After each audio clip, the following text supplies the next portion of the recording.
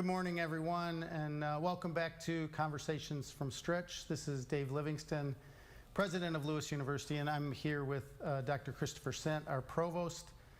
We're really glad to be with you this morning, and I wanted to start my comments by just congratulating everyone on making it through finals week. Well done to everyone, both students.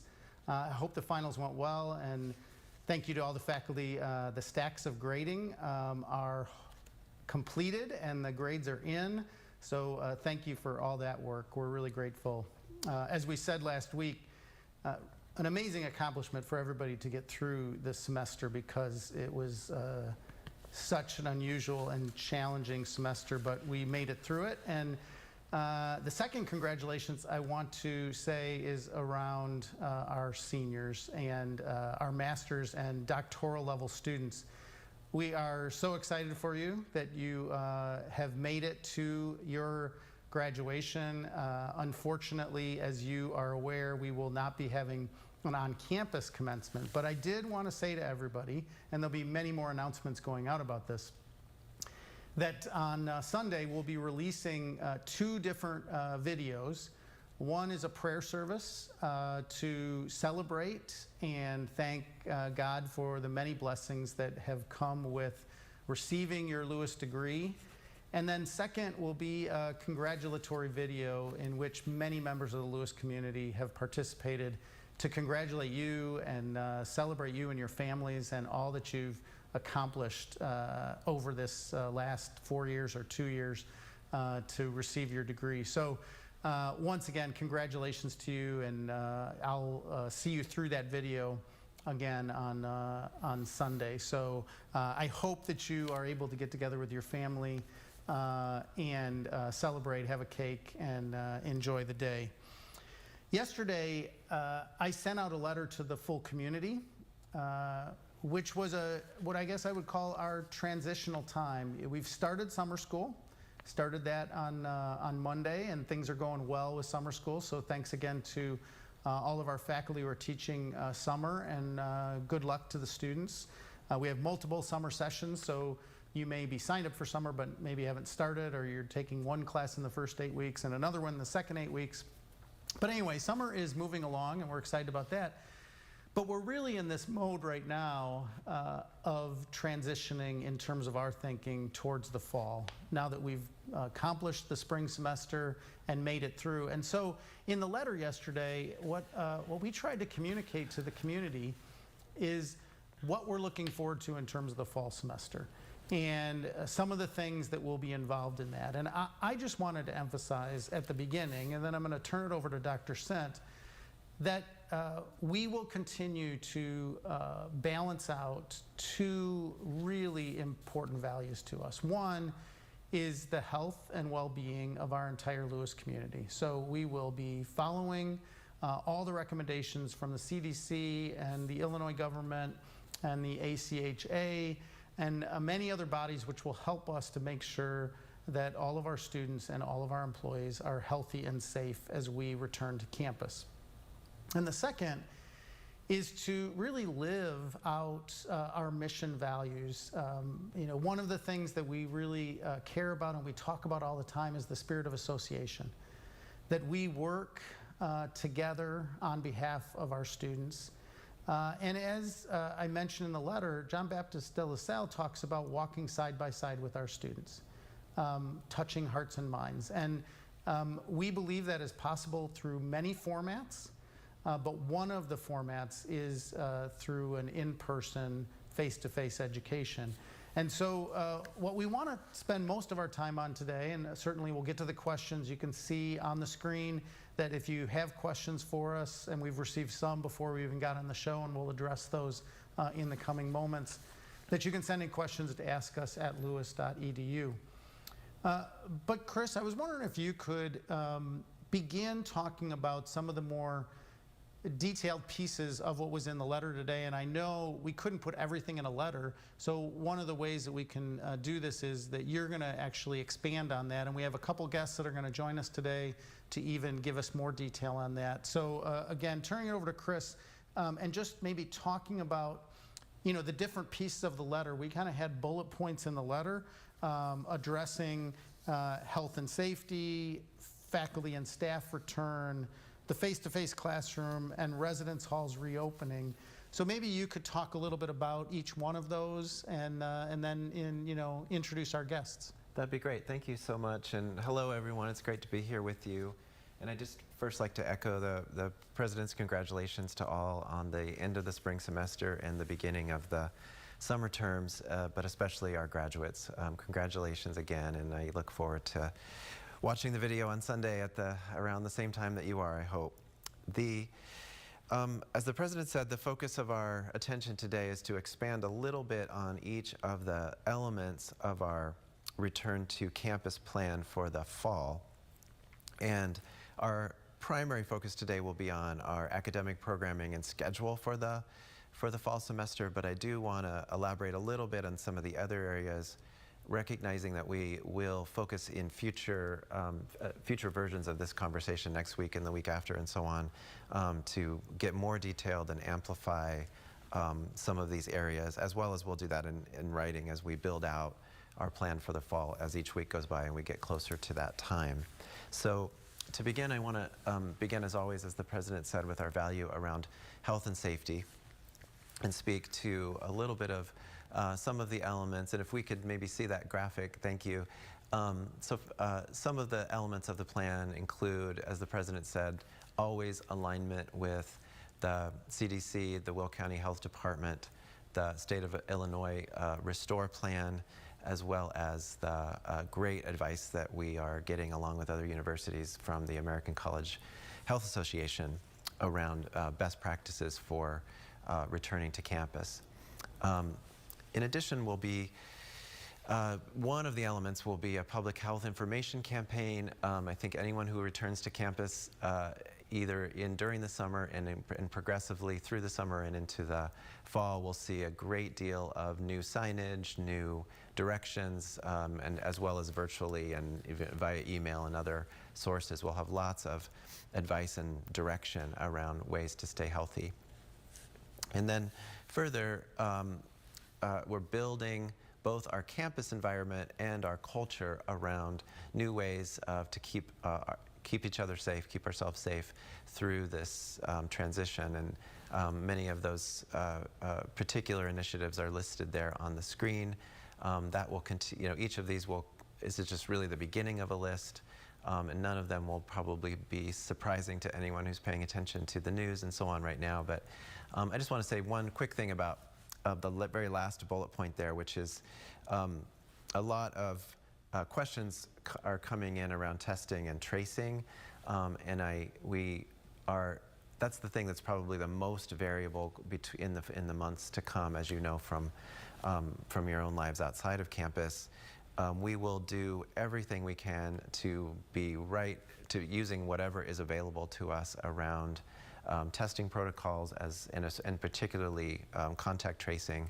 We're building our capacity to be able to do that as we go into the fall semester. We'll know a lot more about that in weeks to come as both of those tools become more available to the public more widely. The next area I wanted to talk about very briefly is the return to work, and again we'll expand on this in future weeks. But we again plan to remain open in a virtual way as we transition into summer session, especially in the month of May. As I said before, we're monitoring very closely the Restore Illinois plan, and if we do go to phase 3 at the end of the month of May, there'll be some decisions to make around a gradual and phased return of faculty and staff access to campus. Again, much more about that in the future, but the plan for people to return to work and in support of our university and our students will be done in a phased way, and we'll get and in alignment with health professionals. And then finally, before turning to academics, I wanted to talk a little bit about the residence life plan. It's a big part of our fall plan for many of our students. So as the President announced in his message yesterday, all of our traditional residence halls will be open, and most will be, or they will be in single rooms. Our suite-style residence halls will remain at full occupancy.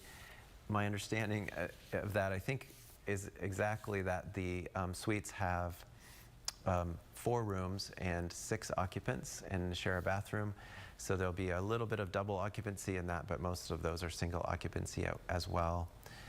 Residents will be assigned specific move-in times in order to maintain social distancing during that time, that kind of busy time when people are moving onto campus.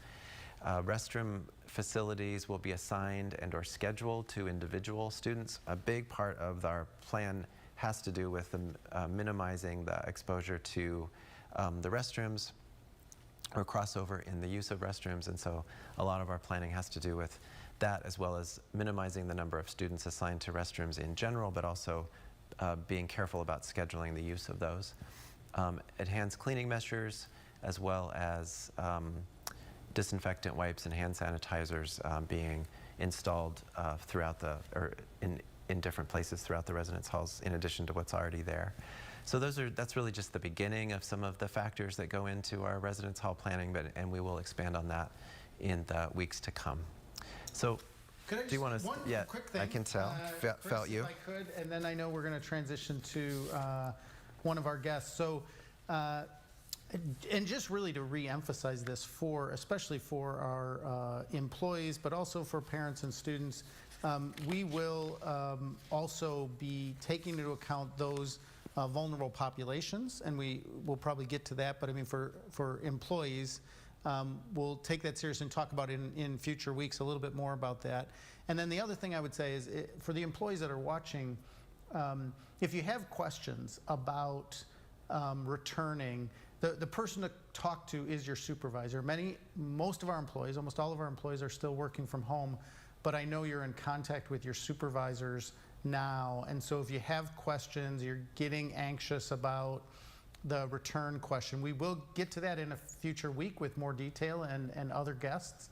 But if you don't want to wait 2 weeks, I just want you to know, reach out to your supervisor, talk to them on the phone, talk to them about your concerns, and we'll make sure that we address those as time comes up. So Chris, you're going to be introducing our first guest of the day, and I'm really excited that Dr. Rapp is joining us. Great. So I'm very happy to introduce Dr. Anne Rapp, who is our Associate Provost of Academic Affairs and Dean of our School of Graduate Professional and Continuing Education. And I've mentioned in previous weeks that we have a work group that's been dedicated to planning the fall semester academic schedule, and so Dr. Rapp has been the leader of that group, and I thought it would be great if she could come on with us and talk a little bit about, not only introduce the academic plan to the community, but also just talk a little bit about the process. So welcome, Anne.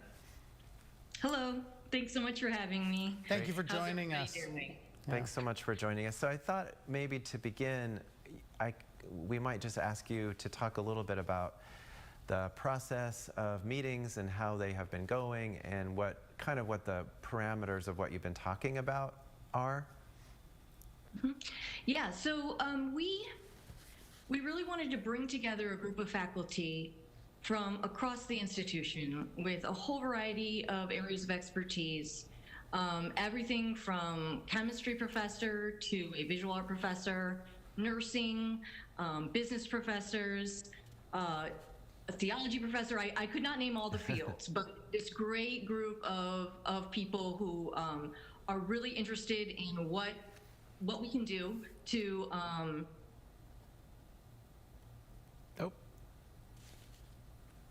Looks like we lost Anne. Yeah, so. we also know how this is challenging in terms of as we're all there. You are. You're back. You're back. Go ahead. Oh, I went away? We lost you briefly. We lost you for a second. Okay, sorry. Maybe I'm moving my arms and stuff too much. I'll just be really quiet. I hear I do that. In any case, so we have faculty from across the campus who came together, and I think that one of the things that's impressed me the most through the process, well, a couple of things. One is that coming into our conversations, there's just an incredible commitment to figuring out how to safely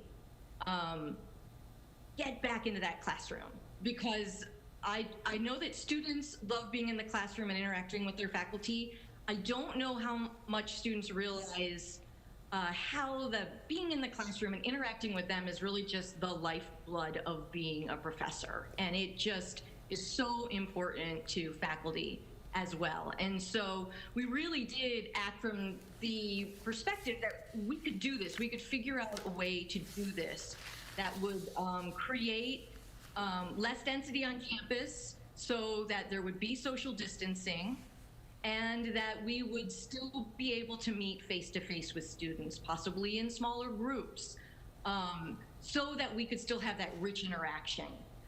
That includes regular classes where you could interact, in addition to the kinds of things that we've had to put on hold or do virtually, like labs or flight, or it may not come straight to mind, but theater and visual art and music. So there are all these things that we put on hold we really are excited to get back to and think that we can do safely. Wonderful. So maybe this would be a good time to share some of the details of the schedule and planning for the fall. Yes, so I think they'll probably put that up for us. Sorry. While you're talking through that. Sure. There it is. One sec, sorry, I'm looking at it as well. So the plan is, and I think what we tried to do was to make it as implementable as possible. We're keeping the same semester and term length for the fall semester. And then, as many of you know, we do have 8-week terms, particularly for our adult and graduate programs. And so those are going to stay the same in terms of scheduling. And then we're going to keep the same weekly schedule of meeting days and times. And then after Thanksgiving, though, we are going to plan to go fully online. And we wanted to make that call in advance so that we had plenty of time to prepare. Additionally, those classes that will be meeting during the week will shift to what we're calling a hybrid format. That means that there'll be a combination of online instruction as well as meeting, and we're thinking this can be done once per week per classroom section for interaction and for coming to campus and meeting face-to-face. Our intention is to have all experiential courses move forward as planned. There would be modified scheduling, and we're developing some systems for that so that we make sure that there's social distancing. And that is broadly inclusive of labs and flight and music and theater and visual art. And I know I'm probably leaving something out, but as inclusive as possible.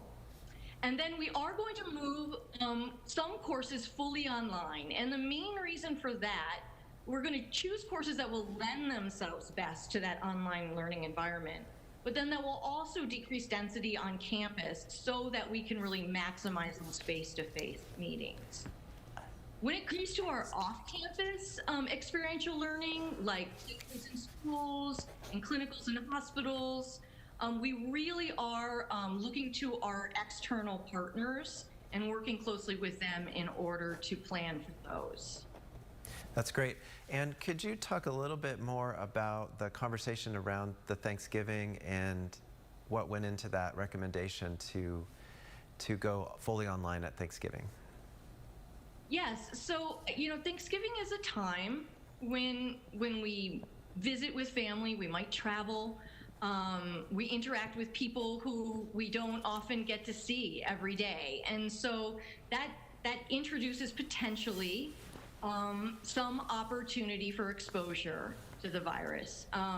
Granted, students travel back and forth to school and classes already on a weekly basis, or may go visiting or on other trips during the term, of course.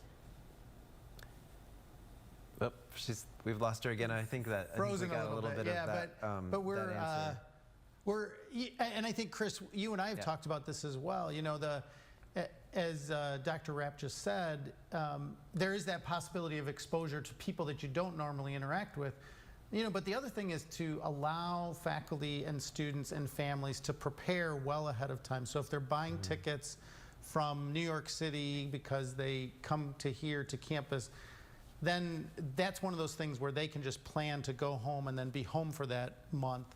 Of course, we don't want this to happen, but we're all watching the news, and there's a possibility that there could be a resurgence of cases in the late fall, and this also allows us to already have planned in there a little bit longer break. So, Yeah, Anne, I see you're back. So it's we'll just keep filling in what we think you were going to say as we go. But and I just go want to ahead. add on to that and say that just because I've been sitting in and listening to these faculty conversations that Anne's been leading, and I feel like there's just a lot of, especially with this much advance notice, a lot of confidence in the group that they can deliver a really excellent learning experience for the fall semester with this much advance notice, that those last couple weeks will be online, or that the final exams will be online, or whatever happens as the culminating experience for a particular class. And I just was really pleased and emboldened by the confidence that the faculty have that they can, with given enough notice, can really design an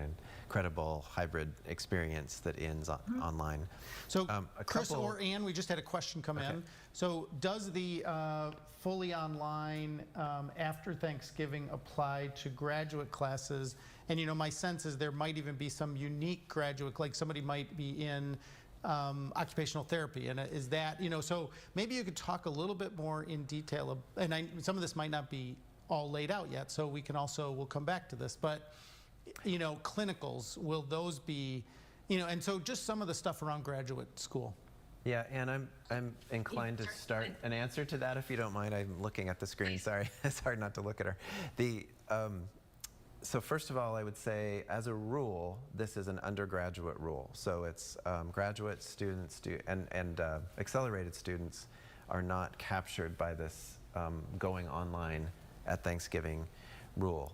That being said, some of our graduate programs or accelerated programs may already be online, so it's slightly more complex than that simple answer leads us to believe, or some of them may go more online in the second 8-week term anyway, so they may be online, but the rule that we've laid out here only applies to traditional undergraduate programs.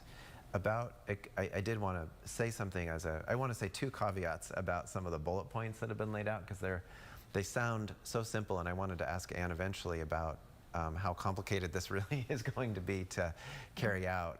There's so many nuances, but one of those nuances is that we're having, as many of our students and faculty know, a real struggle or challenge over the spring and the summer around clinical placements and other placements in both graduate and undergraduate classes that require those.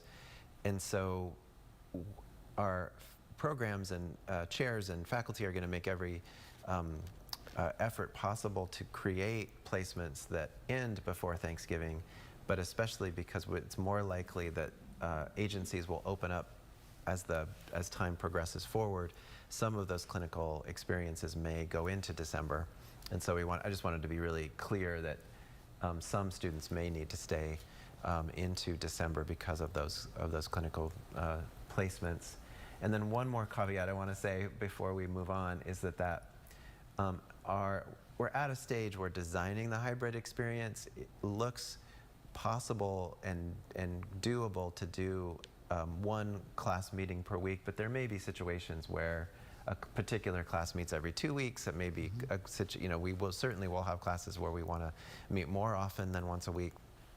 Some of the classes that build community are designed to build community for first-year students, for example, who are in their first semester of Lewis, and so on. So there'll be more flexibility than that describes, but that is the basic model.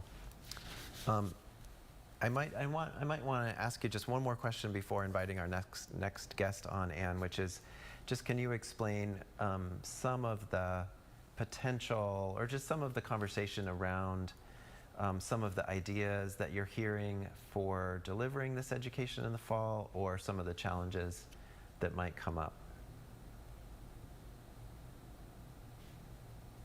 I think she's frozen. She's frozen again, so I won't be able to answer that question. I do want to answer one question. And we have like 3 or 4 more questions coming in, but we'll get to those when she's back now.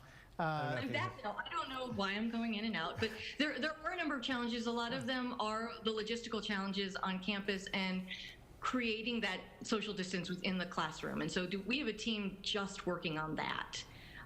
So I can't say I have any answers at this moment, except that we are working on that.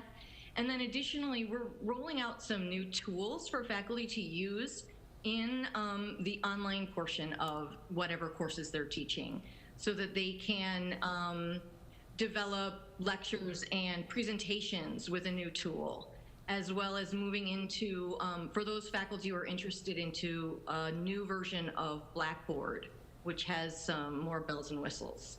So there are some exciting things, and then there are also some unanswered questions. There's maybe one thing I want to bring up before we move on, which is, because I know we've had some questions about it, is the actual safety in the classroom. You know, I mentioned some of those broad guidelines around creating safety on the campus, but one thing we were doing, that Anne is doing, I should say, is with some others on campus, is going through each classroom, looking at its usual size or capacity, the number of seats that are in there, the number of tables and chairs and desks, and figuring out how many students would really fit in, and faculty would fit in those same classrooms when we are exercising social distancing, and we are redesigning the numbers of each classroom, and therefore probably every class that fits into each of these classrooms in the schedule that we'll be meeting once a week or so.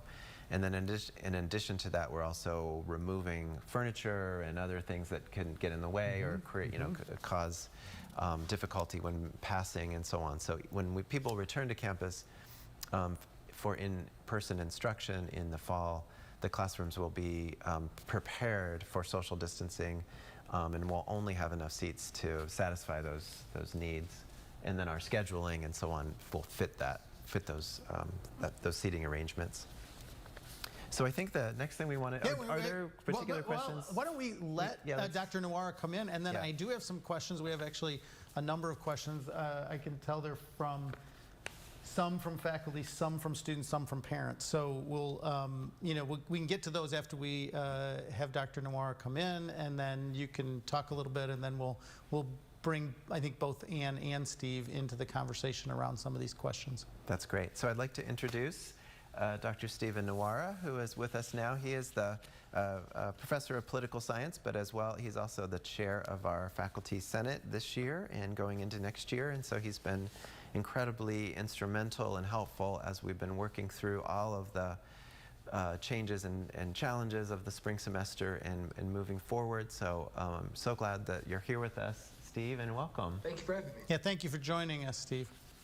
And so in addition to being the chair of the Senate, I really wanted to just have you here with us because we have spent weeks talking about what it's like for faculty, and I think it might be a little better or a little more accurate if we actually talk to people someone who's been teaching this spring semester. So that's really my first question for you, or is really just, my understanding or my knowledge of you is that you're someone who traditionally teaches on ground in Romeoville. And so what was the transition like for you? Yeah, I mean, the sheer magnitude of work that it takes to convert a course online in 11 days is something I underestimated. Yet, throughout campus, everybody really was able to step up. My understanding, I believe thousands of courses were transitioned online in just a few days. And I think that's really to the dedication of the faculty, all the hard work that the staff put in, but also importantly, very flexible during this time where, many of them are worried about their grades or worried about their education. And yet we're patient enough and flexible enough to accept, uncertainty for a few weeks or a few days as we were doing that transition. I think there was widespread recognition that nobody signed up for this. This was not in anybody's plan when they stepped onto campus on January 14th or so after Christmas break. And so we've been learning on the fly. If I can kind of speak to some of the personal challenges I've noticed myself. I had to adapt to the lack of a time structure. Normally, I maintain a pretty traditional work schedule at Lewis University. I don't have any night classes this semester, last semester, so I was used to coming in the morning and leaving in. So that lack of a time structure meant that sometimes I was working later in the day and answering email.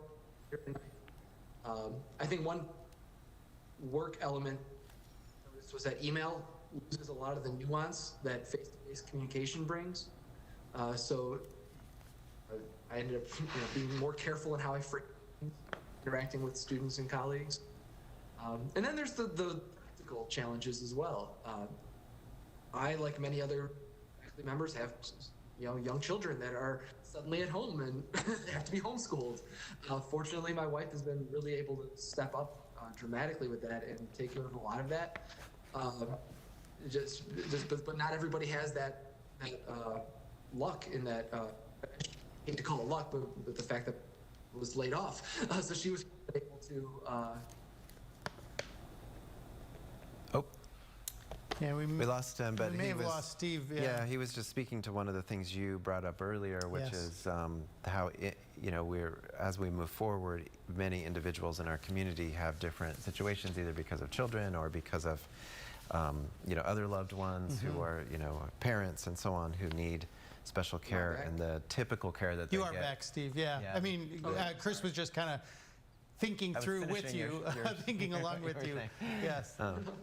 Steve, I have another question, which is maybe thinking about the future. You've been hearing about this plan that we just talked about maybe for a week or so, not very long, and and also you have colleagues who are began a summer term Monday of this week, and I'm just wondering what's the difference between having time to know what the modality is, know that it's online or hybrid delivery for a semester versus not knowing, like what happened to you and everyone else in the middle of spring. Yeah, it takes the uncertainty out. Going into the transition in March, this was just kind of everybody's lap. So we were a little bit unsure of, would students be able to meet synchronously at the same time? Just because someone was able to be in the classroom at 11 a.m. Monday, Wednesday, Friday in February didn't mean they were able to do that in March and April. But if we are planning for hybrid or online instruction going forward, faculty can be flexible enough to structure their syllabi and their modality of teaching in a way to be effective, ideally, in whatever life gives us. So that involves things like building in online discussions in addition to classroom discussions, building in online assessments, quizzes, and things like that, transitioning some of work that is submitted to an online environment so that you don't have to rely on taking in hard copies of papers, things like that. That's great. It's great. Yeah, and it's great to have you on, Steve, and be able to speak. Obviously, you can't speak for all faculty, but just hearing you talk about, gratitude to you and everybody on the faculty for making that transition, as you said, in 11 days and over 2,000 courses that we transitioned. But to have now the next 10, 11 weeks to prepare a syllabus that really fits with what Anne and Chris and the whole team that is really working on this transitional curriculum delivery, I think is great, for faculty to be able to do. And we expect, because we have a great faculty, what we're excited about is all the creativity that will come out of that, all the great ability to deliver a LaSallian education, a Lewis education to our students. So it's both a challenging time, but I think there's going to be a lot of creativity around delivery that we will come up with. Yeah, and speaking of creativity and flexibility, I just want to say one thing to you, Steve. It's not really a question, but I just want to express my gratitude to you and all of the members of the Faculty Senate and all of the other members of our faculty leadership in our committees I've announced several things here and in writing over the last 6 weeks, some of which relate to actual academic policy, particular the pass-fail policy, as well as the test optional for ACT and SAT and so on. And our faculty leadership has just been not only widely supportive of how rapid the changes have been and how adaptable we have to be, but also just always making quick, generous decisions in support of or recognition of the difficulty that our students are going through in their lives and prospective students are going through in their lives. And so I just wanted to thank you for that and for all of the accomplishments of the Faculty Senate made through this spring semester. Many, many great things were passed by the Senate that will have a lot of positive impact for the rest of the, for years to come. And the faculty leadership just continued to work and meet and make difficult decisions, both about this and about other things. And so it's just, I'm just really grateful for that work continued, and we're going to benefit a lot from it in the future. So thank you. Thank so you. it Might be a good time to Yeah. transition to questions that are coming Yeah. in, and maybe we can have Anne and Steve both join us. And you might be the one to answer it, Chris, or one of the two of them maybe. I think we have 8 or 9 questions now that have come in. So I'll try to, as I try to frame these in terms of things that are people are wondering about. So there is a whole set of questions that really revolve around this ongoing question about safety and social distancing.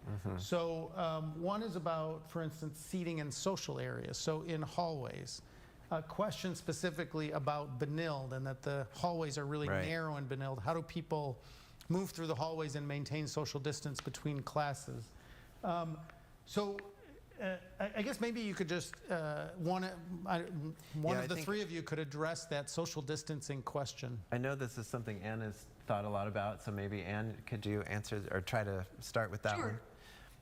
Sure. In fact, we just talked about Benilde and those narrow hallways a couple days ago. and the question honestly was, maybe we should only have one class meeting in Benilde at any given class meeting time, for instance. Or is there a way that we can make certain hallways only one way? And that way we don't have as much traffic going through a given hallway. So in terms of classrooms and how you accomplish social distancing in there, I think Chris really spoke well to that. But another question we've been thinking about is, how do you know who is there and where they sat? So that if we did need to do some contact tracing or something like that, would we have that information? And that's not usually what we do in a college classroom. We don't necessarily take attendance or have people sit in the same place. But there's this really interesting thing that students do, and those of you who are students and faculty will know this. We tend to sit in the same place every single week, even though there is no setting for that. And so we kind of came to the conclusion that we could count on human nature on that level to have some consistency in the ways in which we spread ourselves out in the classroom. Although obviously we will have fewer desks or fewer seats, and we'll be able to have specific ways to social distance as well. I just want to add one thing to that, because I realize we didn't say this out loud today in this hour. We will clean classrooms in between class meetings, so that I just want to make sure we. Yeah, and get we had on a previous slide assumption. Enhanced cleaning across Right. campus. But specifically, we won't. we won't let class won't come into a classroom that hasn't been cleaned. Right. And then what about? Anne has addressed this somewhat. Those are great suggestions about Benilde, whether one way or just one class per period. What about the social space? One of the things, wrapping up my 4th year here, one of the things that I really found when I came to campus, and especially in certain buildings, the science building is a lot like this. There are some other spaces, the new Gaffney Center. We, especially in the new construction, I would say in the last 10 or 15 years, we've created these wide hallways with furniture in them so that there can be this actual social interaction. And we designed it around social interaction, that people could stop by somebody who's sitting in the middle of the hallway and say hello. So as people ask about that, and again, we may not have the answers because these are all the ways that, and I do want to say this, one of the great things for all of you that are online right now watching us is that as you ask these questions, sometimes we don't have that answer right away, but this is a communal process. And so this is, in some sense, this is the sharing of the process of how we continue to get better. So thank you for the questions. But Chris, I don't know if you or either of our guests have some thoughts about, the kind of social spaces, whether, we're in De La Salle right now, there's some furniture in the middle of these hallways, furniture over in the science building that is in the middle of hallways. Thoughts about that? Yeah, we've talked a lot about that, and I think that's one of those details where it has so much to do with the advice that we're getting as we get closer to to August and the fall semester. But we've talked about that whole range of things, including the removal of furniture from these wonderful places that I also love to see students congregating in. But it may not be ideal for that. We may be in a situation in September where we don't want to encourage that, and that's also through the messaging, through the education. But we will, like I described for the classrooms, we'll create an environment where safety is the first priority. I also wanted to mention something. Oh, I've forgotten what I was going to mention. Right. Anne, do you want to add anything to that, or Steve?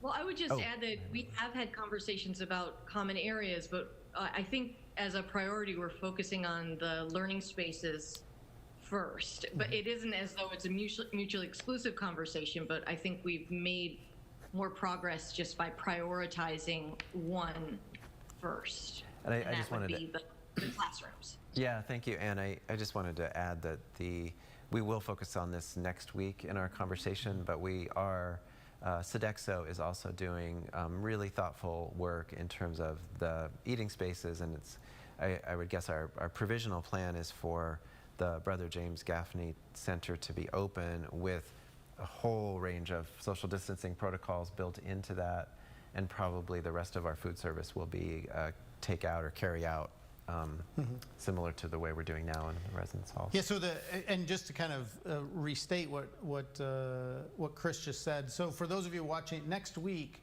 we do plan on focusing much more on what I would say is the student life side of things. So how to eat, how to be in a club and organization, how to brush your teeth in the morning if you live in a residence hall. What about, all the things that go into a normal life as we try to social distance and do all these things. So, kind of tune in next week, and we'll have other guests that will give us, again, more expertise on that. So one of the questions that's come in from a couple different students, so coming in a couple times on here, is about whether students can choose to be fully online if they're not comfortable with this situation, and whether they'll be able to get a schedule that will allow them to be fully online. So I don't know who wants to answer that. I know it's been thought about and discussed, so maybe we could address that.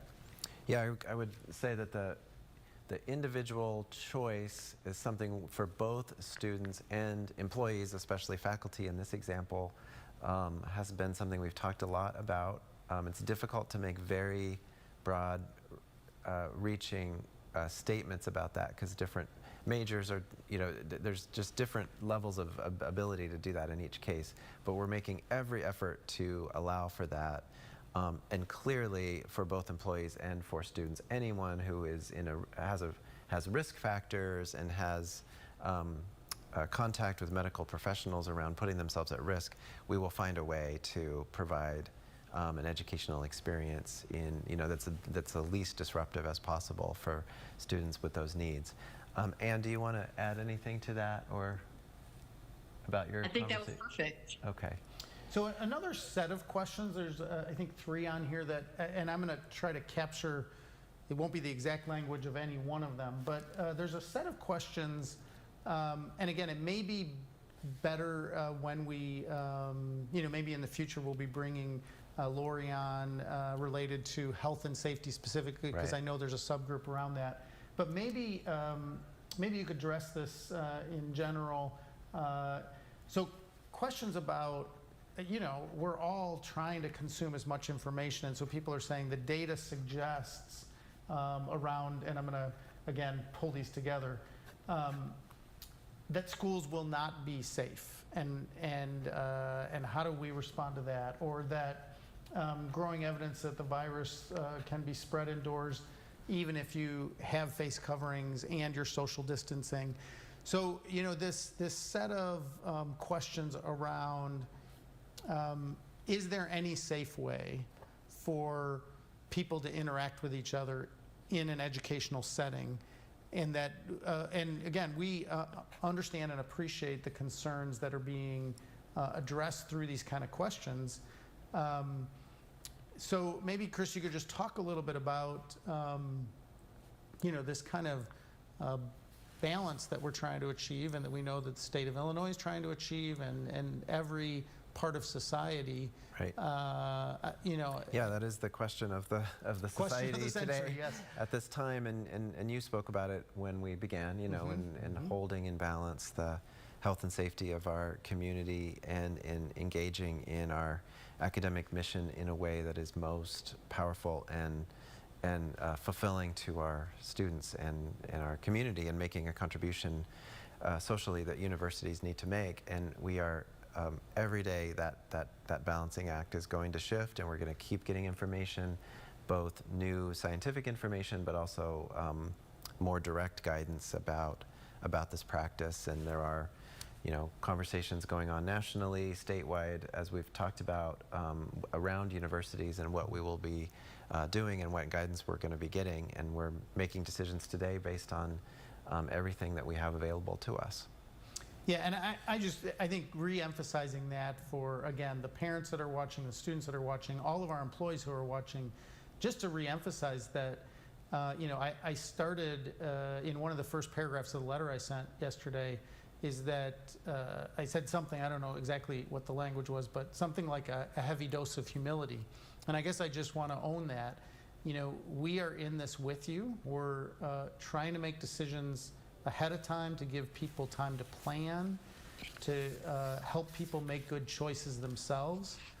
But we recognize day in and day out that there's new information coming in. We are going to pay attention to what the CDC says, the Association of College Health officers and nurses and doctors that work on campuses across the country, and their recommendations. And I guess we want to state from the beginning that there could be new evidence that comes out about the virus, or about how it spreads a month from now, that we don't know today, and we will integrate that into our plans. That's, what we want to do is be a university that is a learning community, which means we are learning as we go about how to deliver online education. We're learning about how to respond to the virus, and we're just holding these things about the health and safety and well-being of our community, and the desire to have in-person education available to our community. One other question that came up, I know we had one of these before, and then another one's come on since we've been online, which is about fee structures. And I know we may not have all of these things worked out as well, but as we adapt the kind of delivery model, will we adapt our fee schedules in alignment with those changes? Yeah, I think the biggest area there is the residence halls, as we described. Going online in the fall would allow students to move out of the residence halls at Thanksgiving, and we don't have a fee structure figured out for that yet or anything, but that would be, we'll probably have a fee for the fall semester that's takes into account that there are 2 fewer weeks in the residence life schedule. That's the main one, I would say, we're focused on. We've had a question about parking. There's some, we refunded parking for this semester, or for the spring semester, so I could see the similar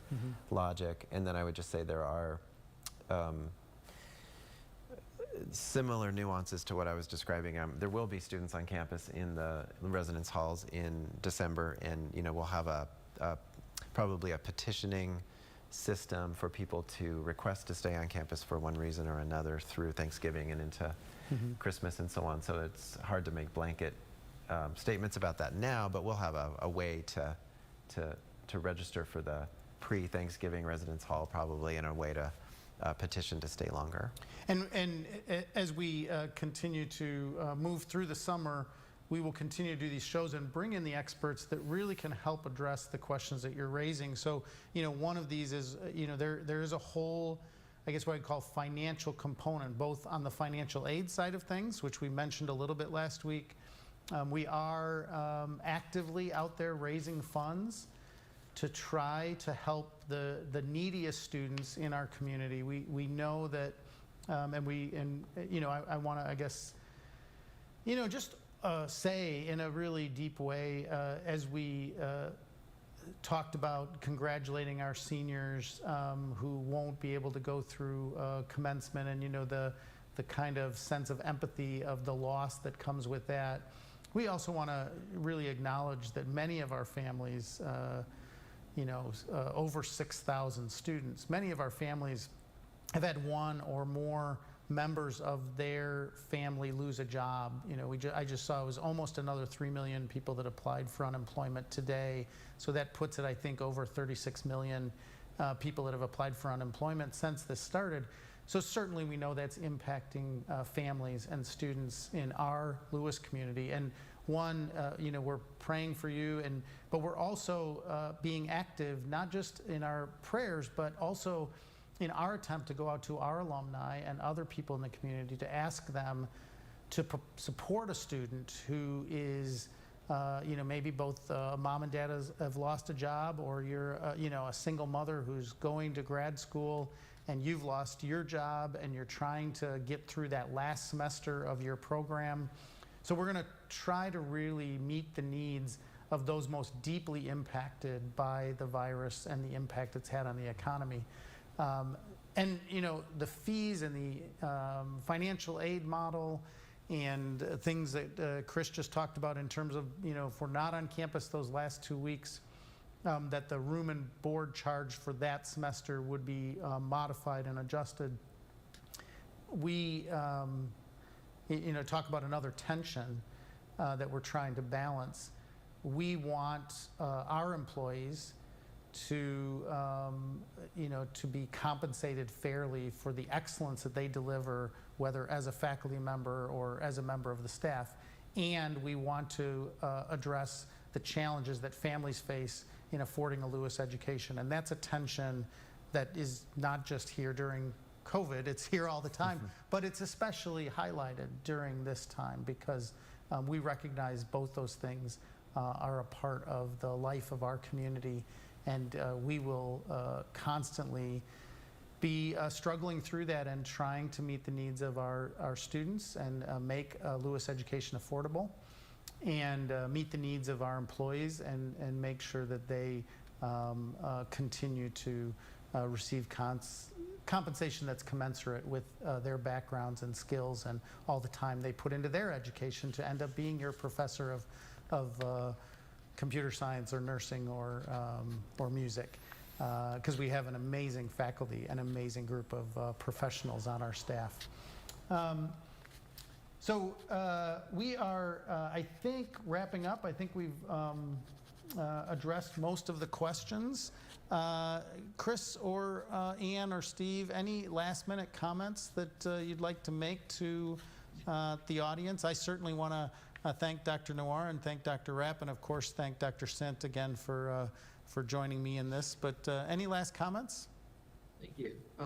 One thing I think to say is that as we move forward for the fall, everyone should just keep in mind that in some ways we are going to be so much better prepared for the fall, even though it's still an unknown, as we work for mid-March. I was thinking back, it seems like all changed within about a week in mid-March, about that time when NBA March Madness was canceled, that flipped the switch. And So much changed, and people had real fear. I had real fear about whether or not the university would be able to continue an effective mission, and yet we showed that it could be done. We were able to keep teaching. We were able to go through and keep advising. We were able to hold faculty meetings even. And so even though some things have changed, might not be possible going forward, we're still going to be able to work it. Thank you, Steve. Anne, any closing comments? I think that was perfect. So all I would like to say is congratulations to the graduates. I'm going to record you saying that was perfect. We'll edit that out, Steve. And I just was sitting here thinking, listening to all three of you, and thinking that this is really a transitional week. It's the first week of summer. It's commencement is on this week, is this weekend. There is and this listening to Steve and Anne talk about all the work that people are doing, especially faculty, during a time when it's a time when people are typically, many of our members of our community are starting to rest a little bit, or to read, or to work on their scholarship and so on, and many people are doing, and our staff are also just doing incredible work that no one would have ever expected they would be needing to do to do many things that in a new way that we've never done before. And so again, the ways that I feel gratitude just keep getting more complicated and nuanced, but the faculty leadership who's willing to continue to work all through the summer in terms of working with us around all the decisions we have to make, all the faculty who are planning classes in a new way, as well as all the work and all the staff and faculty in these work groups that we're talking about over the next weeks. Just incredible. Yes. All of this is work that isn't normally done in the month of May and early June, so it's incredible. So, Yeah, and so one more thing on top of that that's not normal is that John and John are back in the studio making this possible. So again, thank you to all of our faculty in communications, and of course our Dean of COFAC, and but especially to John and John for making us look better, and to bring Steve and Anne to us this week. So I will close by the way I started. So congratulations everybody for wrapping up spring semester. Good luck in the summer. We have a great group of students that are studying this summer, and faculty who are teaching. Congratulations to our graduates. We wish we could be with you on Sunday in person, but we're so proud of you, and we'll see you through that congratulations video and the prayer service video. And, finally, God bless to all of you that are watching, and all the members of the Lewis community. Have a great week. We'll see you next week.